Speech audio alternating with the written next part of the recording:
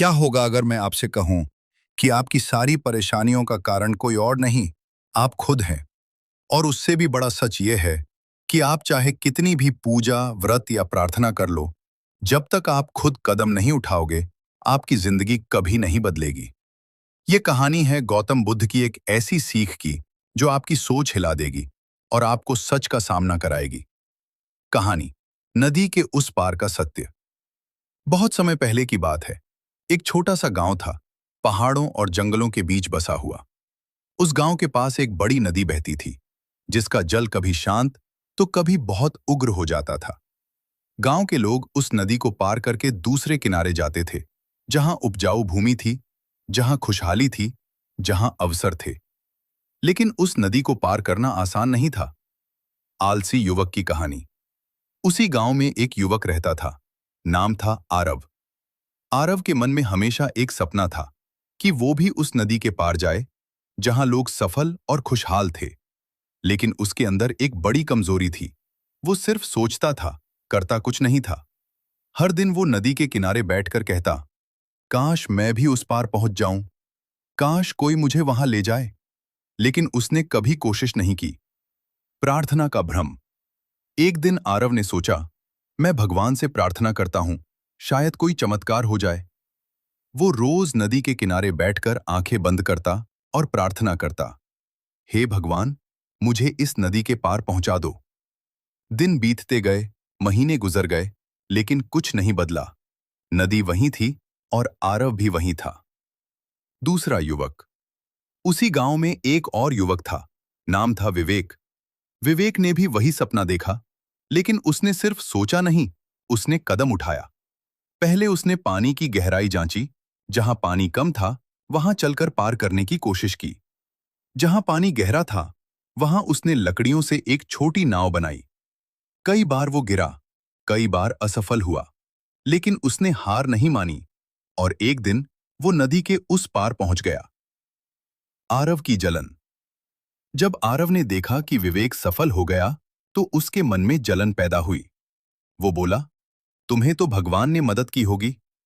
विवेक मुस्कुराया और बोला, भगवान ने मुझे रास्ता दिखाया, लेकिन चलना मुझे खुद पड़ा।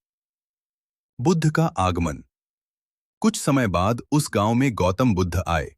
गांव के लोग उनके पास अपनी समस्याएं लेकर पहुंचे। आरव भी वहां गया। उसने कहा, भगवान, मैं रोज प्रार्थना करता हूं, फिर भी मेरी जिंदगी नहीं बदल रही। बुद्ध ने शांत स्वर में पूछा, क्या तुमने कभी नदी पार करने की कोशिश की? आरव ने सिर झुका लिया, नहीं। बुद्ध की सीख। बुद्ध ने कहा, यदि कोई व्यक्ति नदी के किनारे खड़ा हो और कहे कि दूसरा किनारा मेरे पास आ जाए, तो क्या वह कभी उस पार पहुंच सकता है? आरव बोला, नहीं, वह मूर्ख है। बुद्ध मुस्कुराए और बोले, ठीक वैसे ही जो व्यक्ति बिना प्रयास के सिर्फ प्रार्थना करता है, वो भी उसी मूर्ख के समान है। असली सत्य। बुद्ध ने आगे कहा, प्रार्थना बुरी नहीं है, लेकिन केवल प्रार्थना से कुछ नहीं बदलता। तुम्हें खुद चलना होगा, खुद प्रयास करना होगा। ज्ञान तुम्हें रास्ता दिखा सकता है, लेकिन मंजिल तक पहुंचने के लिए कदम तुम्हें ही उठाने होंगे। संघर्ष का रास्ता। उस दिन के बाद आरव की सोच बदल गई। उसने नदी को ध्यान से देखा। उसने समझा कि कहां पानी कम है, कहां ज्यादा। उसने तैरना सीखना शुरू किया, लकड़ियां इकट्ठा की और एक छोटी नाव बनाई। कई बार वो गिरा, कई बार डूबने लगा, लेकिन हर बार उठ खड़ा हुआ। सफलता की सुबह। और एक दिन वो भी उस नदी के पार पहुंच गया। उसने पीछे मुड़कर देखा, तो उसे एहसास हुआ, नदी कभी उसकी दुश्मन नहीं थी। उसकी सोच ही उसकी सबसे बड़ी बाधा थी। कहानी का गहरा संदेश। ये कहानी हमें क्या सिखाती है? सिर्फ सोचने से कुछ नहीं होता, सिर्फ प्रार्थना करने से कुछ नहीं बदलता। जब तक आप खुद कदम नहीं उठाओगे, आप कभी आगे नहीं बढ़ सकते। असली दुश्मन कौन है?